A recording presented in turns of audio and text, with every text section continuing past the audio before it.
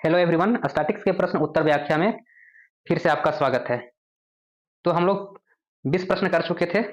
अब 21 प्रश्न की ओर चलते हैं। प्रश्न संख्या 21 कहता है, पौष मेला स्थान शिल्पकारी का प्रदर्शन करता है जो लोक नृत्य, संगीत एवं खाद्य तथा संस्कृति का प्रदर्शन करता है। Option number A Gujarat, option number B Paschim Bengal, option number C Rajasthan, option number D Uttarakhand. तो आपका सही आंसर है option number B, Paschim Bengal. अब इसकी व्याख्या को देखते हैं। पौष मेला एक वार्षिक मेला और त्यौहार है जो पश्चिम बंगाल के बीरभूम जिले के शांति निकेतन में होता है, जो फसल के मौसम को चिन्हित करता है।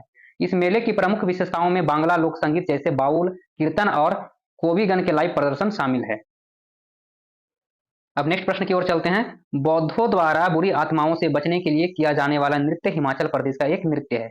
ऑप्शन नंबर ए छम, ऑप्शन नंबर बी नाट्य, ऑप्शन नंबर सी धाम, ऑप्शन नंबर डी गोगरा। तो आपका सही आंसर है ऑप्शन नंबर ए छम। अब इसकी व्याख्या को देखते हैं। छम नृत्य जो बौद्धों द्वारा बुरी आत्माओं को दूर भगाने के लिए किया जाता है, हिमाचल प्रदेश का एक नृत्य रूप है। यह अनुष्ठान मानवता की अधिक भलाई, बुरी आत्माओं के विनाश और दर्शकों को नैतिक शिक्षा के लिए किया जाता है। अब नेक्स्ट प्रश्न की ओर चलते हैं। निम्न में से कौन राजस्थान का एक नृत्य रूप है? Option number A Jhulan, option number B Kumi, option number C Dappu, option number D Maruni. तो आपका सही आंसर है ऑप्शन नंबर ए झूलन। अब इसकी व्याख्या को देखते हैं।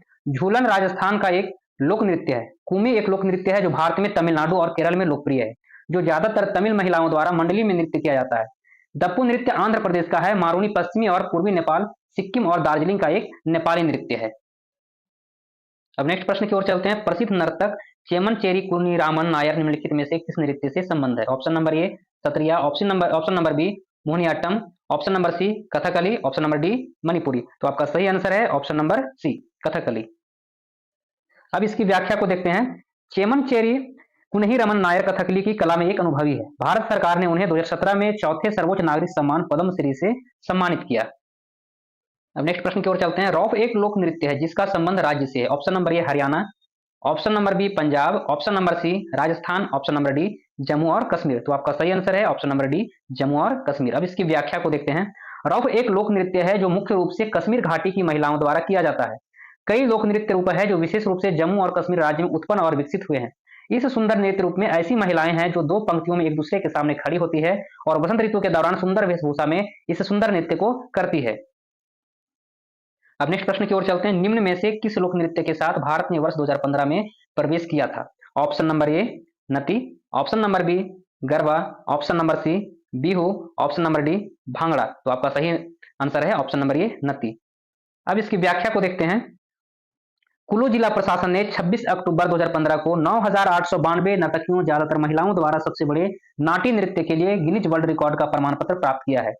नर्तकियों का प्रदर्शन कुल्लू में सप्ताह भर चलने वाले दशहरा उत्सव के दौरान हुआ था। अब नेक्स्ट प्रश्न की ओर चलते हैं। समकालीन भारतीय कलाकार जिन्हें कथक एवं कथकली का अन्य नृत्य रूपों में विलय किया तथा 1996 में संगीत नाटक अकादमी पुरस्कार एवं 2007 में पद्मश्री से सम्मानित किया गया था, उनका नाम है। Option number A Birju Maharaj, option number B Jailal Mishra, option number C Astad Deboo, option number D Uday Shankar. तो आपका सही आंसर है ऑप्शन नंबर सी अस्ताद देबू। अब इसकी व्याख्या को देखते हैं। अस्ताद देबू एक भारतीय समकालीन नर्तक और कोरियोग्राफर है जो कथक के साथ साथ कथकली के भारतीय शास्त्रीय नृत्य रूपों में अपने प्रशिक्षण को अपने लिए अद्वितीय नृत्य रूप बनाने के लिए नियोजित करते हैं और भारत में आधुनिक नृत्य के अग्रणी बन गए हैं। उन्हें 1996 में संगीत नाटक अकादमी पुरस्कार और 2007 में भारत सरकार द्वारा पद्मश्री से सम्मानित किया जा चुका है। अब नेक्स्ट प्रश्न की ओर चलते हैं।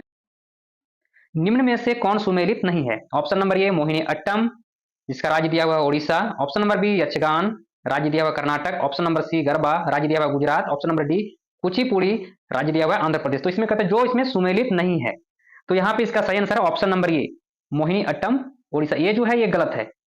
मोहिनी अट्टम भारत के 8 शास्त्रीय नृत्यों में से एक है जो केरल राज्य में विकसित और लोकप्रिय रहा। कथकली केरल का एक और शास्त्रीय नृत्य है। इस प्रकार आपका जो सही आंसर है option number A Mohini Attam, और ये जो सुमेल करने के जो ओडिशा दिया गया है ये तो गलत है। अब नेक्स्ट प्रश्न की ओर चलते हैं।